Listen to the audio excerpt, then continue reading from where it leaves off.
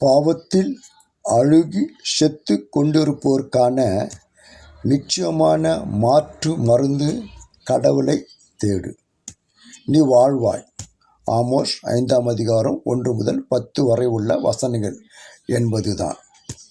பாவம் நம்மை புதைக்கிறது. கடவுளின் கரம் பற்றும் முயற்சி நம் நம்பிக்கையை உயர்க்க செய்கிறது. வேதனை, விரக்தி, கண்ணீர், கவலை, கொலை, பழி என துன்பங்கள் கழுத்துக்கு மேலே போனாலும் கடவுளை தேடும்போது வாழ்வதற்கான வழி பிறக்கும். இத்தேடல் நாம் எல்லோருக்குமே தேவைதான். பாதிக்கப்பட்ட ஏழை எளியோர் நீதிமன்றங்களிலிருந்து நீதியை எதிர்பார்ப்பது வழக்கம்.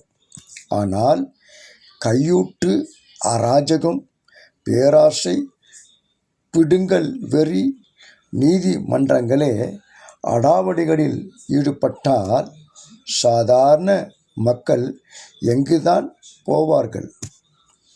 ஏழைகளை தூக்கி பிடிப்போரை எதிரிகளாக பாவிக்கும் நாடு அநீதியானது.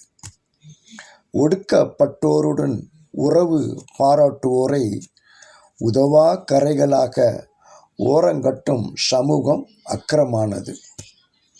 பயன் கருதா பாசத்தோடு கடவுளும் இயேசுவும் நம்மை அரவணைப்பது போல் ஏழை எளியோரையும் ஓரங்கட்டப்பட்டு ஒடுக்கப்பட்டோரையும் நாம் அரவணைத்திட வேண்டும், உதவிக்கரம் நீட்ட வேண்டும் என்பதை கடவுள் நம்மிடம் எதிர்பார்க்கிறார். செயல்படுவோமா? கடவுளின் சித்தத்தை நிறைவேற்றுவோமா? கடவுள் உங்களை ஆசீர்வதிப்பாராக. ஆமென்.